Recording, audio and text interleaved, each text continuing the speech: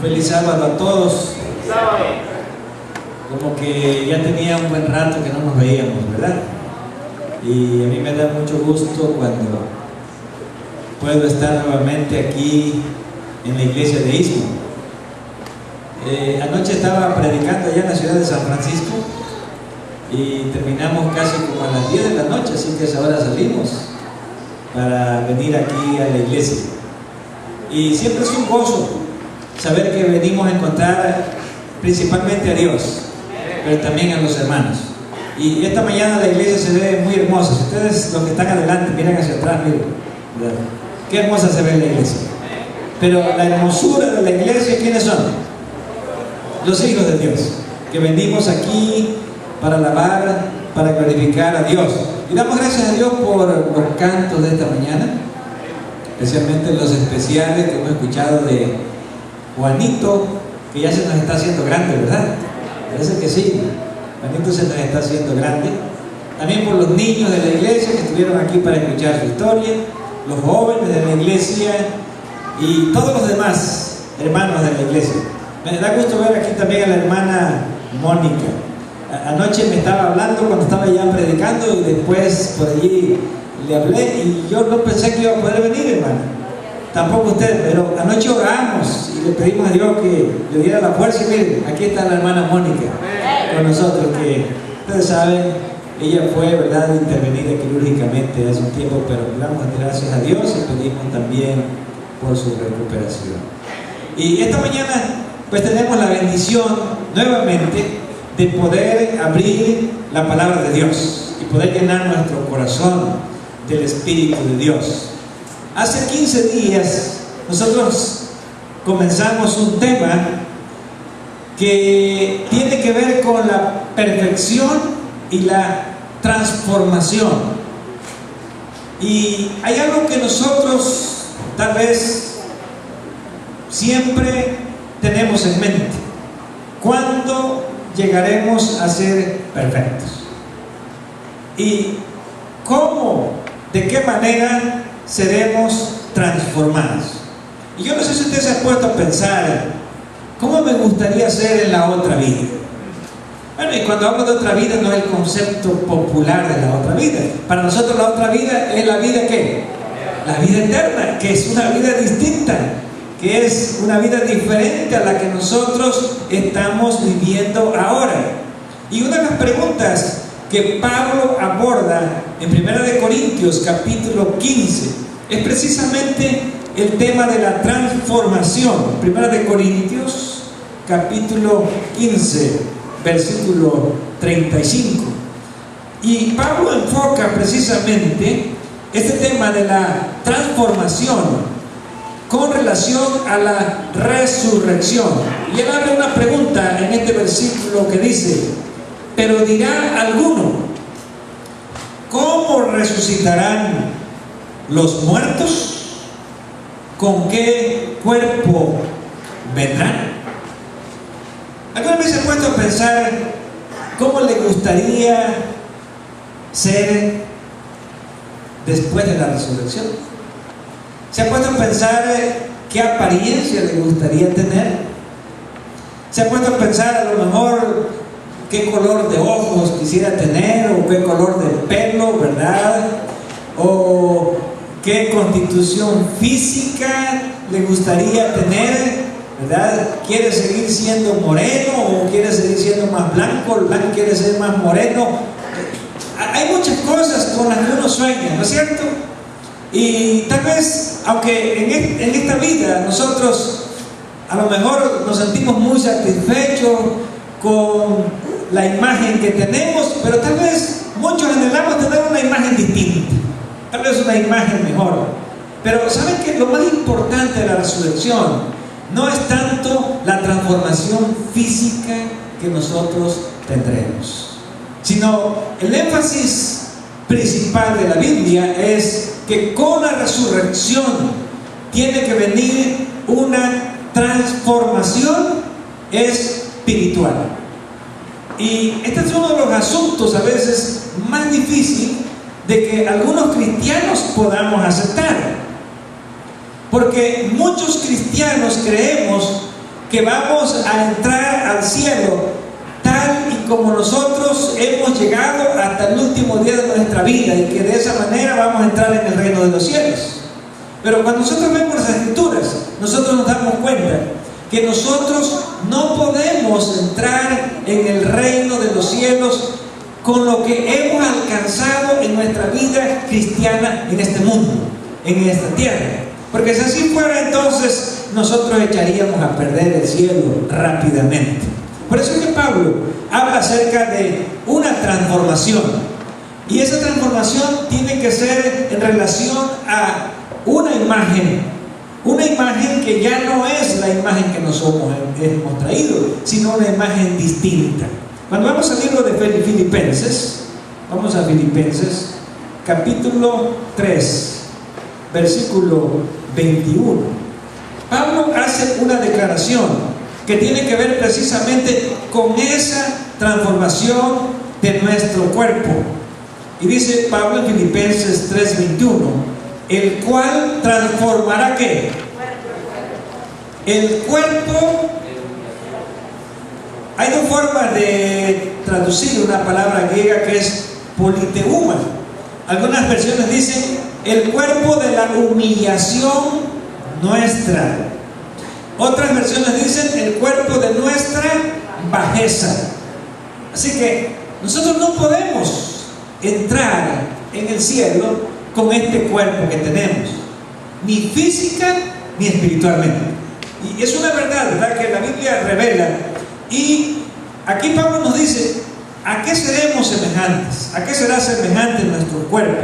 Dice Filipenses 3:21, el cual transformará el cuerpo de la humillación nuestra para que sea semejante al cuerpo de gloria suya. ¿Aquí vamos a ser semejantes? ¿Al cuerpo de gloria de quién? De Cristo Jesús, por el poder con el cual puede también sujetar a sí mismo todas las cosas. Uno de los problemas de la vida cristiana y que Pablo aquí menciona es cómo nosotros podemos llegar a estar sujetos completamente a Cristo. ¿Por qué? Porque en este mundo nunca podemos sujetarnos completamente a la voluntad de Dios. Y la voluntad de Dios es que nosotros estemos siempre bajo sujeción de Dios. Pero la única forma en que Dios puede sujetarnos a Él, a su voluntad, es que Dios tiene que hacer una transformación en este cuerpo que nosotros tenemos. Y esto es lo que Pablo explica en 1 Corintios capítulo 15. Tenemos que ser transformados. Pero no solamente tenemos que ser transformados físicamente, sino que tenemos que ser transformados espiritualmente. Y cuando seamos transformados espiritualmente, Pablo dice, vamos a ser transformados a la semejanza de ¿quién? De Cristo. Vamos a tener la gloria de Cristo. Tal vez no de manera igual, pero Pablo dice de una manera semejante, de una manera parecida. Y vamos a regresar a 1 Corintios capítulo 15, versículo 36, donde Pablo comienza a contestar esa pregunta: ¿cómo resucitarán los muertos? ¿Con qué cuerpo vendrán? Versículo 36, Pablo dice: necio, lo que tú siembras no se vivifica si primero ¿qué? No muere. Y lo que siembras no es el cuerpo que ha de salir, sino el grano desnudo o el grano simple, ya sea de trigo o de otro grano. ¿Saben que cuando leemos este pasaje y cuando Pablo nos dice aquí que cuando nosotros somos sembrados, Pablo está hablando metafóricamente, simbólicamente? ¿A qué se refiere? A la muerte. Las palabras, cuando nosotros morimos, vamos a morir con el cuerpo que tenemos ahora. Pero Pablo dice que no vamos a resucitar con el mismo cuerpo. Vamos a resucitar con un cuerpo distinto. Y aquí es donde mucha gente se hace la pregunta: bueno, ¿será que cuando venga la resurrección nos vamos entonces a conocer? Si vamos a resucitar con un cuerpo, ¿qué? Diferente. ¿Será que usted va a saber quién es su papá, quién es su mamá, quién es su hermano, quién es su esposo, quién es su esposa, quiénes son sus hijos en la resurrección? Pues eso es lo que Pablo está tratando de explicar. Si nosotros vamos a salir con la misma imagen en que fuimos sembrados, o si vamos a salir con una imagen distinta. Y Pablo dice que el cuerpo que nosotros sembramos no es el cuerpo que va a ¿qué? A resucitar. Ahora, ¿cómo vamos a salir? Versículo 38. Pero Dios le da ¿qué? El cuerpo como Él quiso, y a cada semilla le dio su propio cuerpo. ¿Quién es el que va a decidir con qué cuerpo vamos a resucitar? Es Dios. Uno siempre se pregunta, bueno, ¿cómo voy a hacer yo en la resurrección? Bueno, Pablo dice, no se preocupe, Dios le va a dar a cada persona su propio cuerpo. Y cuando hablan de propio cuerpo, tenemos que entender que todos vamos a ser ¿qué? Diferentes. Vamos a ser distintos en la resurrección. No crean que Dios va a agarrar un moldecito como los que hacen muñequitos, ¿verdad? Y vamos a todos a ponernos en el mismo moldecito y todos los muñequitos van a salir ¿qué? Iguales. No. Pablo dice, Dios es el que le da a cada uno el cuerpo como ¿qué? Como Él quiso. Y una de las cosas que a mí me llenan de mucha satisfacción es que sin duda, con el cuerpo que nosotros resucitemos, va a ser con el cuerpo que nosotros nos vamos a sentir como satisfechos y felices, porque esa va a ser una decisión de Dios. Ahora, la transformación física no va a ser una transformación repentina. Y eso es algo que nosotros lo encontramos explicado, por ejemplo, de manera muy detallada en el libro del conflicto de los siglos. Todos saldremos con un cuerpo diferente, pero todos nos reconoceremos en la resurrección. Quiere decir que vamos a conservar las características físicas que nosotros teníamos cuando morimos, pero de una manera distinta. ¿Por qué? Porque cuando nosotros resucitemos, ya hay varias cosas que van a cambiar en nuestra vida. Y vamos a ver, Pablo habla de 4 cosas que van a cambiar con la resurrección. Y vamos a ver cuáles son esas 4 cosas que van a cambiar con la resurrección. Versículo 42, 1 Corintios 15, 42. Así también es la resurrección de los muertos. ¿Se siembra en qué? En primer lugar, se siembra en corrupción, resucitará en incorrupción. El primer cambio que vendrá con la resurrección, ¿qué va a ser?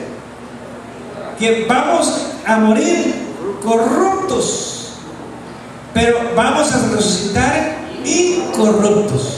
¿Cuál es la diferencia entre ser corruptos y ser incorruptos? Bueno, que nuestra naturaleza humana que tenemos ahora es una naturaleza pecaminosa. Ahora, la naturaleza pecaminosa la vamos a tener hasta el día de la resurrección. El día de la resurrección, cuando resucitemos, ya no vamos a tener ¿qué? Esa naturaleza pecaminosa, o vamos a decir, la vamos a tener hasta el día de nuestra muerte, porque cuando resucitemos no vamos a tener una naturaleza pecaminosa. Sin embargo, hay personas que no van a morir, que nunca van a ver muerte.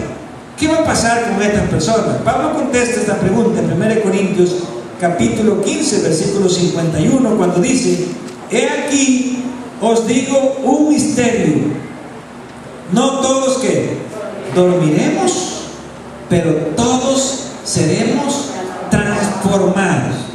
Ahora, La transformación es un hecho, es una realidad, tanto para los muertos como para los vivos. Ahora, ¿qué significa? Que cuando nosotros resucitemos ya no vamos a ser corruptibles, sino que vamos a ser incorruptibles. Significa que no vamos a tener la naturaleza pecaminosa, ya no vamos a tener esa tendencia que nosotros tenemos hacia el mal, hacia el pecado. Y ustedes saben que hay dos tipos de tendencias, ¿sí? Hay tendencias heredadas y hay tendencias adquiridas. ¿Cuál es la diferencia entre las tendencias heredadas y las tendencias adquiridas? Por ejemplo, yo le voy a preguntar, ¿el enojo es una tendencia heredada o adquirida? A ver, ¿el enojo es heredada o adquirida? Es heredada, porque los niños desde que nacen, ¿cómo nacen? Ya nacen enojándose, ¿sí o no? ¿Es verdad o no es verdad? Claro. ¿Sí? Hay tendencias que ya las traemos de herencia. Por ejemplo, ¿verdad? La envidia es una tendencia heredada o adquirida. El egoísmo, el orgullo, ¿verdad? Todas esas cosas que ya son parte de ¿qué? De nuestra naturaleza. Y saben que una de las cosas que tal vez los cristianos soñamos es el día cuando nosotros ya no tengamos más defectos en nuestro carácter cristiano. Y yo creo que si a cada uno nos preguntara, ¿qué es lo que más te molesta en tu vida? De tu naturaleza pecaminosa, y quisiera que Dios la quite de tu vida. Y también hay personas que dicen, pues yo tengo mucha lucha, ¿verdad? Con la ira, o yo tengo mucha lucha con el enojo, o yo tengo mucha lucha en mi vida con la codicia, o yo tengo lucha con la avaricia, o yo tengo lucha con el egoísmo, o tengo lucha con la envidia. Bueno, todas esas luchas que tenemos nosotros y esas tendencias con las cuales nosotros vamos a morir. ¿Sí? ¿Ustedes han conocido a alguien que se muera y ya no se muere? ¿Han conocido a un cristiano que ya murió y ese cristiano ya nunca se enojaba? ¿Han conocido o no? Yo no he conocido a nadie. No he conocido todavía a nadie. Al contrario, parece que a veces creemos que cuando nos hacemos más grandes de edad vamos a ser mejores. Yo quiero decirles una cosa, pareciera ser lo contrario. A medida que avanzamos en edad, como que nos vamos volviendo ¿qué? Peores. ¿Y por qué? Porque en nuestra vida parece que cuando llegamos a cierta edad en nuestra vida, como que volvemos a lo que se llama la segunda ¿qué? La segunda infancia, la segunda niñez, ¿verdad? Y yo quiero decirles algo, y esto lo puedo ver en la experiencia, por ejemplo, de mi propia madre. Mi madre acaba de cumplir ahora 80 de edad. Y desde que yo recuerdo, mi madre siempre fue una mujer muy cristiana, una mujer muy paciente, una mujer que le podía hacer frente a todos. Y últimamente mi hermana me llama y me dice, mi mamá ya no es la misma. Y yo le dije, ¿quiere decir que ella es más perfecta? Y me dice, no, al contrario, ya no es la misma de antes. Ahora mi mamá, pues a veces se pone como una niña, ¿no? Así ya empieza a tener esos berrinches, esas tendencias, ¿sí? Y a veces se molesta por cualquier cosa, como que su carácter, en lugar de ser más perfecto, vamos hacia dónde? Vamos, ¿verdad? Hacia perder más el control de nuestro propio temperamento, perder el control de nuestra propia vida. Pero ¿saben una cosa? Nadie debe desanimarse por eso, porque Pablo está diciendo precisamente que la resurrección tiene que haber un cambio de la naturaleza corrupta a una naturaleza que incorrupta. Y si alguien cree que tiene que llegar a ser perfecto por sí mismo en este mundo, está creyendo en lo imposible, está buscando un imposible.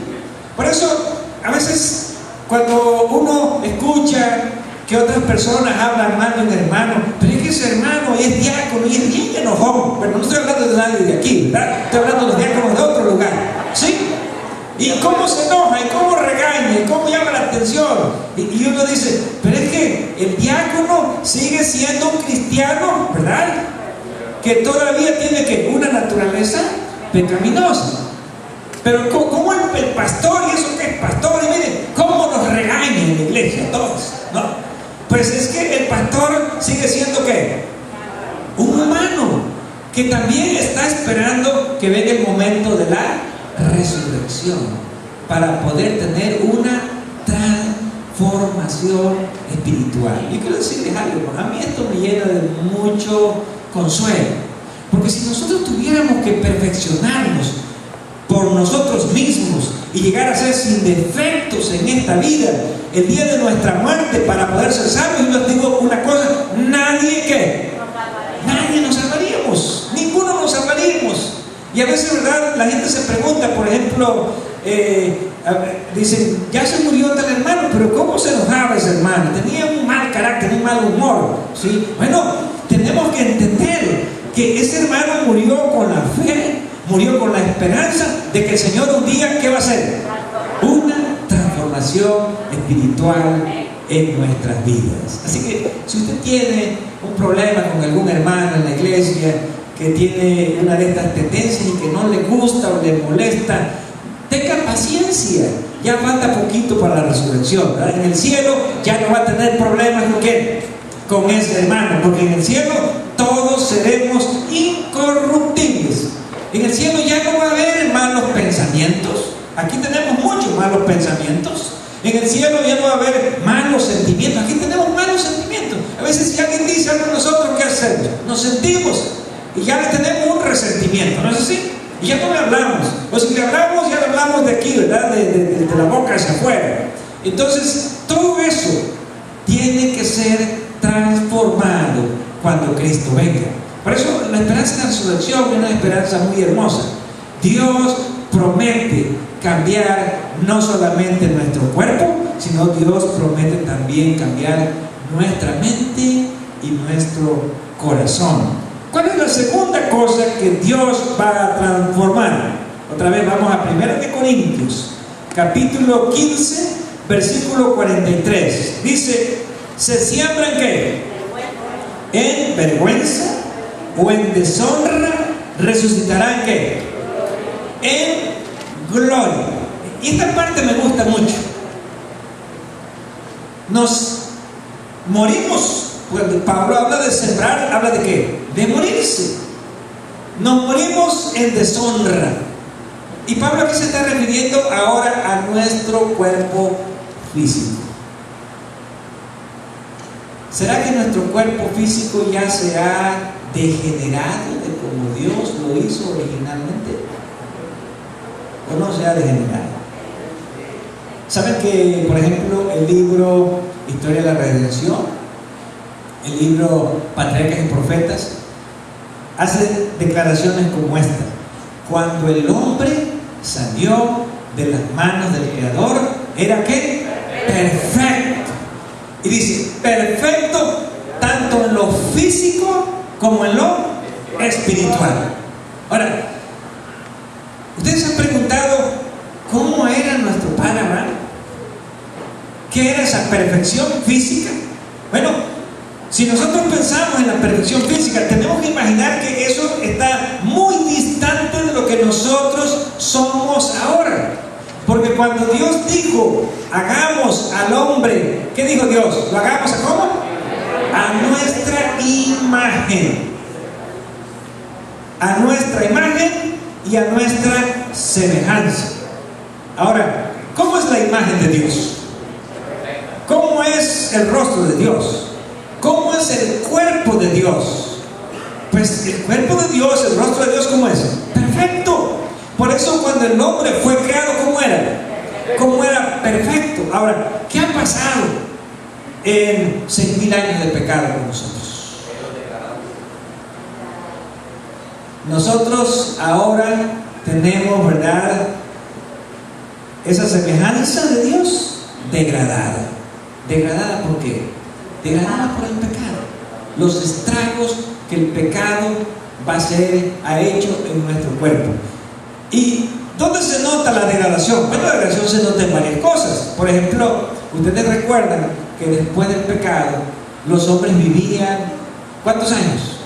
Casi 1000 años. Casi 1000 años. Ahora ya no vivimos ni un 10%, ni el 10% de eso vivimos, ¿verdad? Porque por lo menos viviríamos 90. Así que la edad del hombre, o sea, en otras palabras, nuestro cuerpo se va ¿qué? Degenerando y deteriorando rápidamente. ¿Qué estatura tenía el hombre?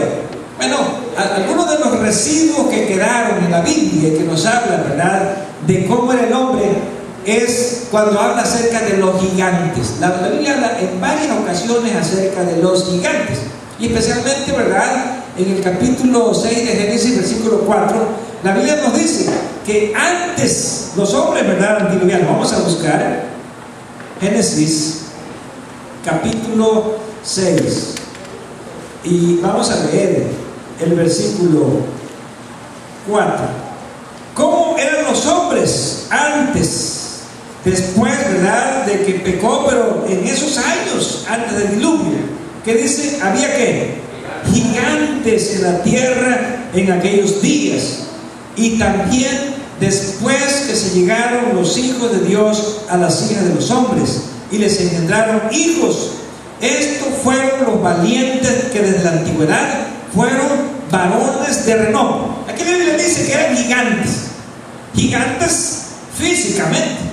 Eran hombres de ¿qué? De gran estatura.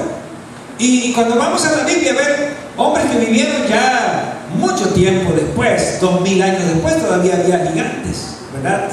2500 años después todavía había gigantes. 3000 años después la Biblia todavía registra gigantes. Por ejemplo, cuando los israelitas entraron a la tierra de Canaán, se registra a un rey que tenía una cama que era ¿de cuántos metros? De 4 metros. Así que si tenía una cama de 4 metros, puede imaginarse por qué se le hicieron de 4 metros. Y menciona que era uno de ¿qué? De los gigantes.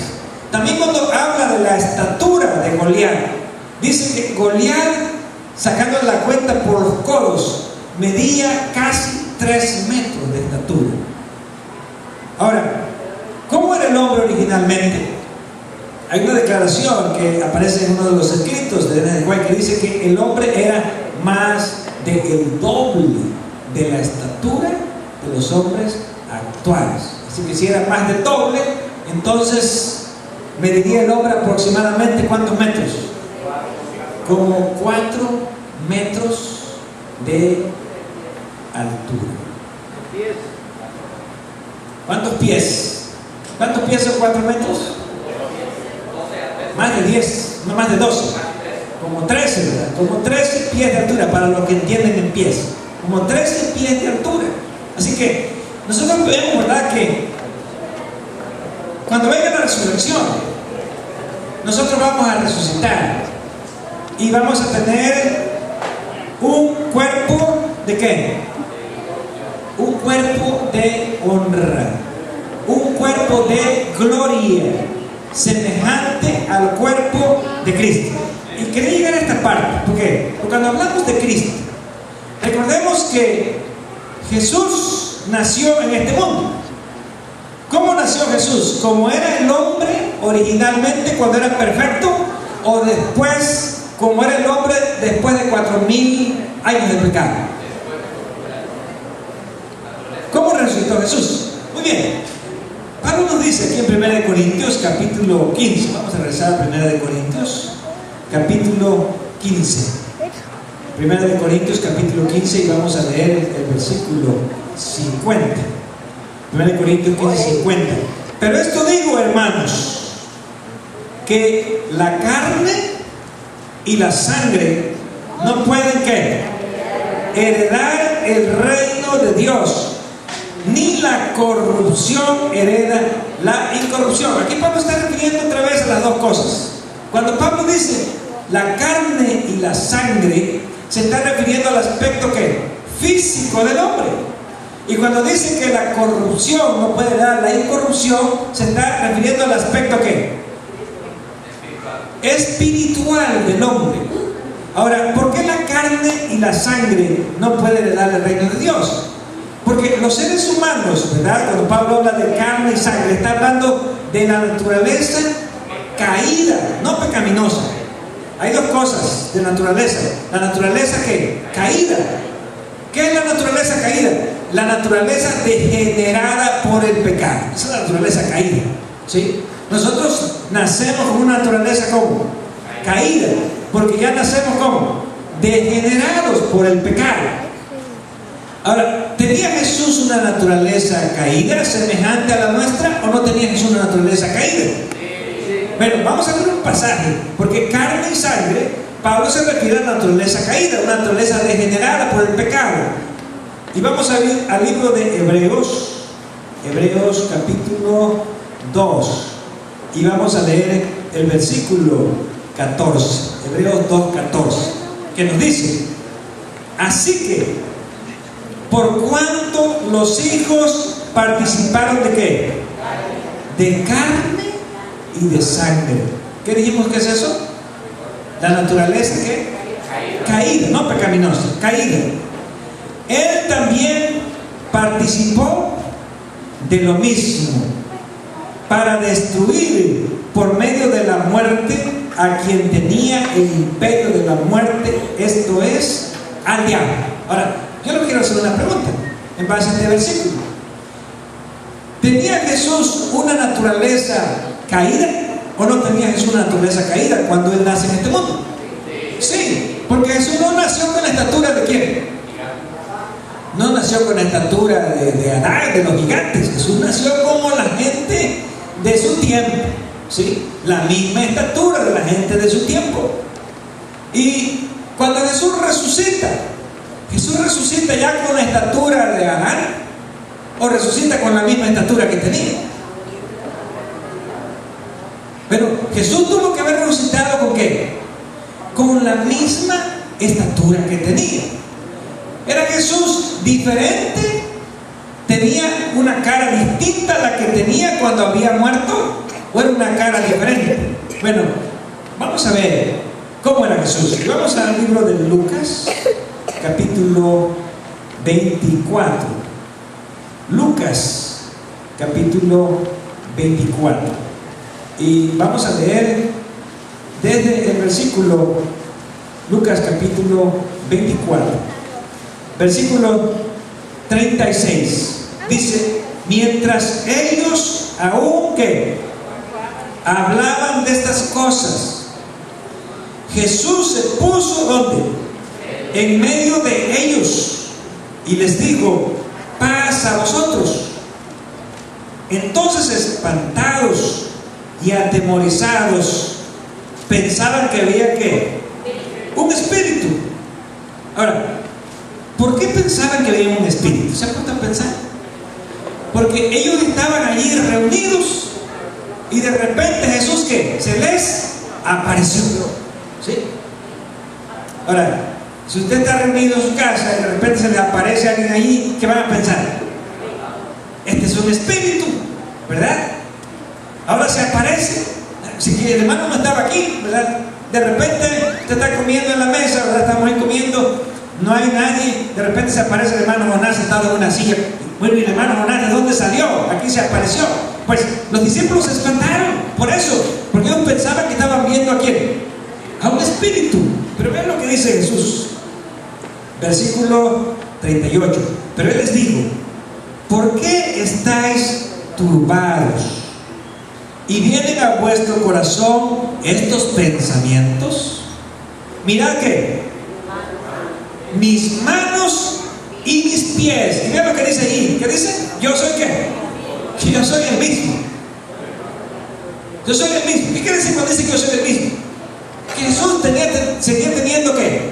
La misma apariencia humana que cuando Él había muerto.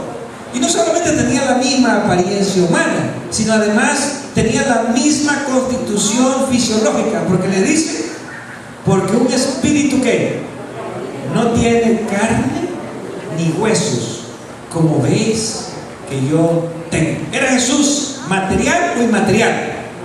Era material. ¿Era todavía de carne y de huesos? Sí, era de carne y huesos, pero ya no era, como dice Pablo, carne y ¿qué?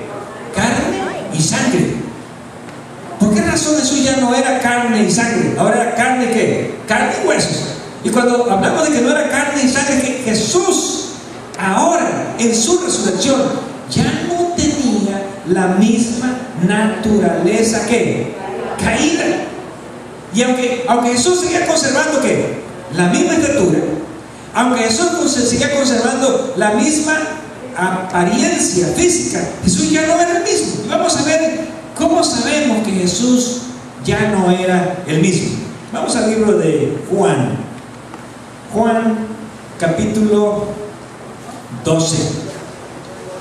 Juan capítulo 12. Y dice Juan capítulo 12 que cuando Jesús, versículo 4, estaba allí y estaba Judas Iscariote, y vino una mujer para ungirla. El versículo 7 dice que Jesús reprendió a Judas cuando dijo: mira, el que vender esto y dárselo a los pobres. Le dijo Jesús: déjala, para el día de mi sepultura que ha guardado esto, la unción. Y luego dice el versículo 16: estas cosas no las entendieron sus discípulos al principio, pero cuando Jesús fue ¿qué?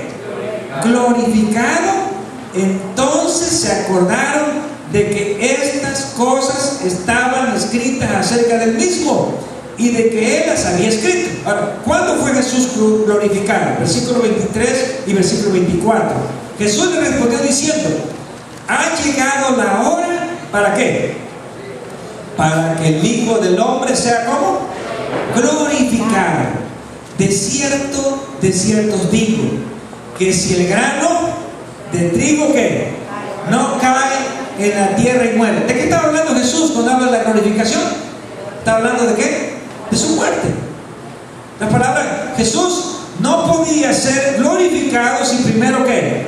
Si primero no moría. Queda solo, pero si muere ¿qué? Lleva mucho fruto. Ahora, si vamos a otro pasaje también de Juan capítulo 7, versículos 38 y versículo 39. Jesús hace una declaración que dice: el que cree en mí, como dice que la Escritura, de su interior correrán ríos de agua viva. Esto dijo del Espíritu que habían de recibir los que creyesen en Él, porque aún no había venido ¿quién? El Espíritu Santo. ¿Y por qué el Espíritu Santo no había venido? Porque Jesús aún no había sido ¿qué? Glorificado. Yo les pregunto, ¿por qué Jesús tuvo que ser glorificado cuando Él resucitó? Porque cuando Jesús nació, Él había heredado ¿qué? La carne y la sangre. Y porque Pablo dice que la carne y la sangre ¿qué? No pueden heredar el reino de Dios. No puede la carne y la sangre, la naturaleza caída. En otras palabras, nosotros en nuestra naturaleza caída no podemos heredar el reino de Dios. Para que podamos heredar el reino de Dios, tenemos que ser ¿qué? Transformados. Mientras vamos a leer el versículo que ya leímos, y ahora lo vamos a comprender mejor. Filipenses capítulo 3, versículos 20 y 21. Filipenses 3, 20 y 21 dice: mas nuestra ciudadanía está en los cielos, de donde también esperamos ¿a quién? Al Salvador, el Señor Jesucristo, el cual transformará el cuerpo de ¿qué? De nuestra humillación, para que sea semejante al cuerpo de gloria suyo. Así que cuando resucitemos, ¿a quién vamos a ser semejantes? A Cristo en su cuerpo. Porque Jesús se resucitó con un cuerpo ¿cómo? Glorioso, ¿verdad? Un cuerpo glorioso. ¿Y qué es un cuerpo glorioso? Un cuerpo glorioso es un cuerpo que tiene que ser restaurado a la perfección original que Dios le dio a los seres humanos. Ahora, le voy a hacer otra pregunta. Cuando Jesús resucitó, dijimos que Jesús podía ser reconocido, ¿verdad? Y era un hombre de la misma estatura, del mismo tamaño de la gente de aquel tiempo. Vamos a buscar otro pasaje en el libro de Lucas. Y vamos a Lucas capítulo 23. Ahora, Jesús era un hombre que podía ser ¿qué? Reconocido. Y dice Lucas capítulo 24, versículo 15. Sucedió que mientras hablaban y discutían entre sí, Jesús mismo se acercó, los discípulos de Emaús, y caminaba con ellos. Mas los ojos de ellos estaban ¿qué? Velados para que no le conociesen. ¿Qué pasó allí? ¿Por qué dice que sus ojos estaban velados? Para que no le conociesen.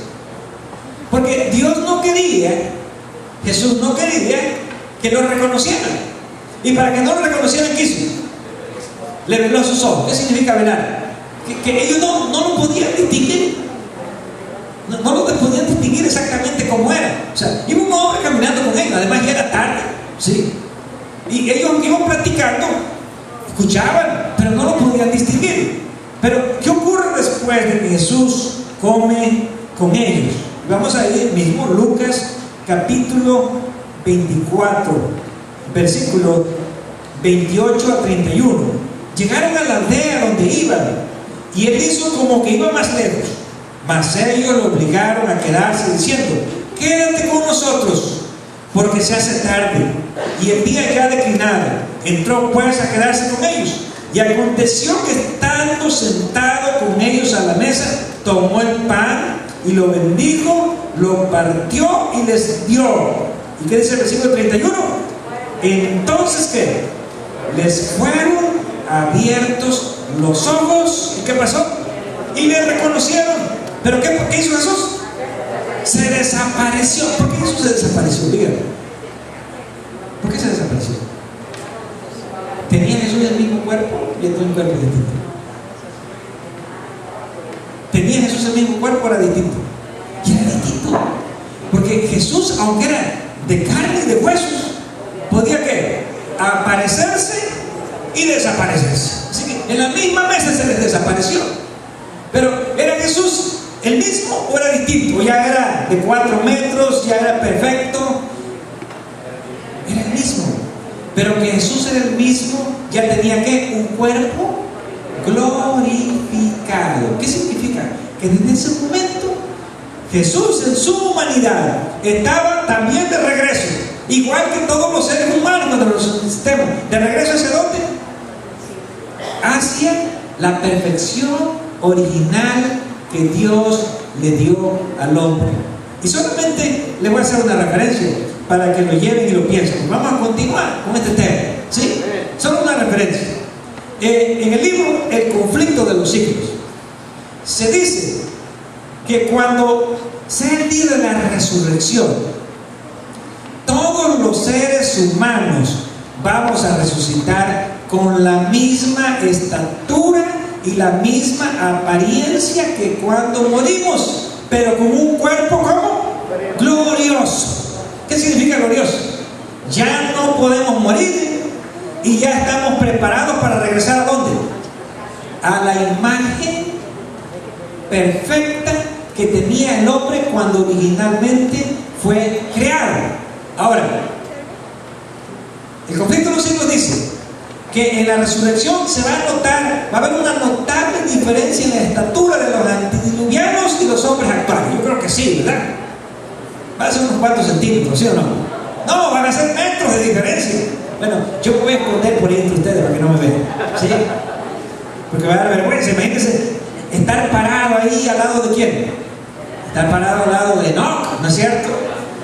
Estar parado al lado de Matusalén. Pues mejor yo voy con ustedes donde ustedes estén, hermanos de Isla. Ahí no vamos a tener problemas, ¿verdad? Pero ¿qué es lo que va a ocurrir? Fíjense, dice ella que allí estaban los hombres antediluvianos, y el más grande, el más perfecto de todos los hombres, dice, ¿era quién? Adán. Pero escuchen lo que dice. Dice, Adán era un poco más bajito que la estatura de quién? De Cristo Jesús. ¿Qué nos enseña esto? Que cuando Jesús resucitó, ya tenía un cuerpo ¿qué? Glorificado, pero todavía tenía la misma estatura y la misma ¿qué? Apariencia. Ahora, si cuando Cristo venga en la resurrección, Jesús ya va a ser más altito que Adán, ¿qué quiere decir? Que Jesús, con su cuerpo glorioso al resucitar, empezó a ¿qué? A regresar a la estatura original, gloriosa, que Dios le dio a los seres humanos. Y aquí viene la pregunta para el próximo estudio: ¿cuánto tiempo va a durar para que nosotros volvamos a esa estatura? ¿Cuánto tiempo va a durar para que nuestros rostros se transformen al rostro original que Dios le dio al ser humano? ¿Y hasta dónde vamos a llegar a alcanzar nuestra estatura? Porque lo que sí es un hecho, que al tener un cuerpo que glorioso en la resurrección, nosotros tenemos que llegar a ser ¿qué? Perfectos, tanto física como espiritualmente. Y les pregunto esta mañana, ¿a ustedes les emociona la resurrección? ¿No les emociona? A mí me emociona mucho, ¿verdad? Qué hermoso será aquel día cuando lleguemos a ser otra vez y a reflejar la imagen perfecta de Dios, no solamente en lo físico, sino también en lo espiritual. Yo no les voy a decir ahora cómo quiero ser allá en la otra vida, ¿verdad? Ese es un secreto entre mí y Dios, ¿sí? Pero sin duda todos seremos perfectos y todos seremos felices con el cuerpo que Dios nos quiera dar a cada uno de nosotros. Que Dios nos ayude y que podamos mantenernos en la fe y en la esperanza en aquel día cuando todos seremos transformados, en el día en que Cristo venga.